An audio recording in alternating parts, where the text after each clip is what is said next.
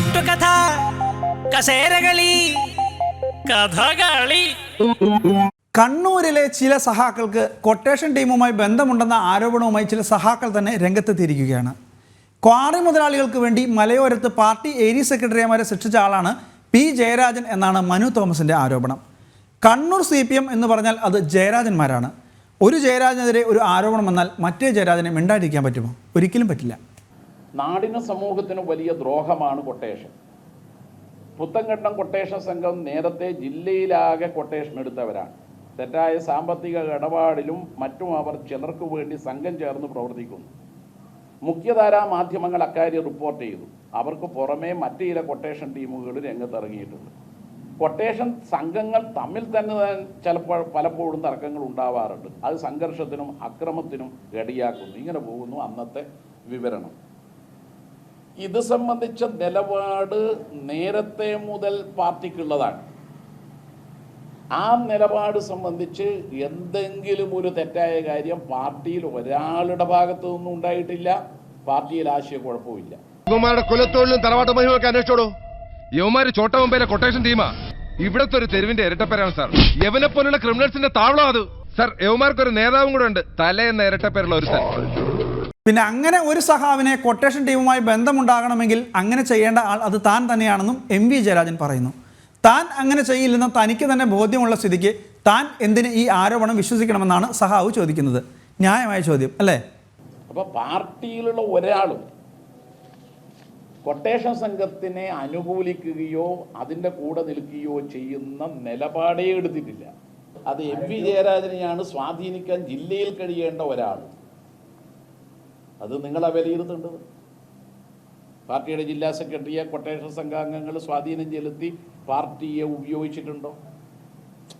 ഇത് ഞങ്ങളുടെ നിലപാട് ഇന്നു മുതലല്ല, നേരത്തെ തന്നെ ഇതേ നിലപാടാണ്. പി ജയരാജൻ ജില്ലാ സെക്രട്ടറി ആയിരിക്കുന്ന സമയത്ത് ഈ നിലപാടാണ്. അന്ന് പത്രസമ്മേളനം നടത്തി പത്രക്കാരോട് പറഞ്ഞിട്ടുണ്ട്.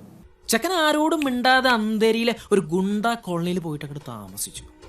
ഗുണ്ടകളുടെ ഇരിപ്പും കട്ടപ്പും നട്ടപ്പൊക്കെ അങ്ങോട്ട് പഠിച്ച് വെയിലൊക്കെ കൊണ്ട് കറുത്ത് കരിവാളിച്ച് നല്ല സെറ്റപ്പായിട്ട് അങ്ങോട്ട് തിരിച്ചു തന്നു.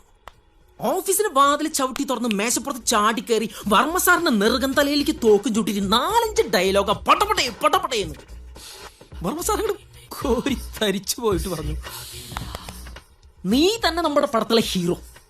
പാർട്ടിയുടെ ഒരു നിലപാടിൽ എന്തെങ്കിലും ഒരു തെറ്റ് ഏതെങ്കിലും ഒരു നേതാവ് ചെയ്തതായിട്ട് പാർട്ടിയിൽ ഒരിടത്തും ഒരിക്കലും പാർട്ടിക്ക് ബോധ്യമായിട്ടില്ല.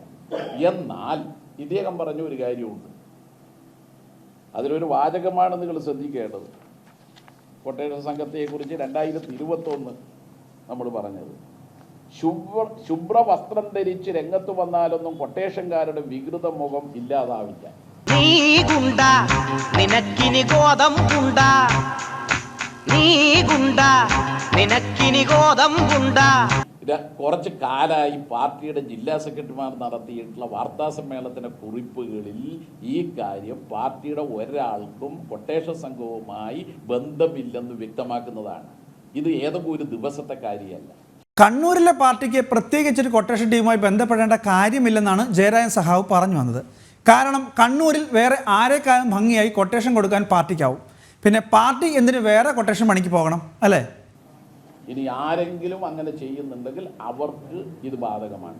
എൻ്റെ ബോധ്യം അന്ന് നമ്മൾ പറഞ്ഞതും അന്നത്തെ ജില്ലയിലെമ്പാടും നടത്തിയ ക്യാമ്പയിനും തില്ലങ്കേരിയിൽ നടത്തിയിട്ടുള്ള പൊതുയോഗവും ഒക്കെ തുടർന്ന് ഇത് കുറേ കുറഞ്ഞു എന്നാണ്. നിങ്ങൾ ചൂണ്ടിക്കാണിച്ചതുപോലെ ആരെങ്കിലും സോഷ്യൽ മീഡിയയിൽ ഇപ്പോഴും CPIM-ന് വേണ്ടി കൊട്ടേഷൻ സംഘത്തിൻ്റെ ആളുകൾ പ്രചരണം നടത്തുന്നുണ്ടെങ്കിൽ അവർക്ക് ബാധകമായി ഞാൻ വീണ്ടും പറയുകയാണ്, CPIM-ന്റെ രാഷ്ട്രീയ പ്രചരണങ്ങൾക്കോ സംരക്ഷണത്തിനോ കൊട്ടേഷൻ സംഘങ്ങളുടെ ഒരു സഹായവും വേണ്ടതില്ല.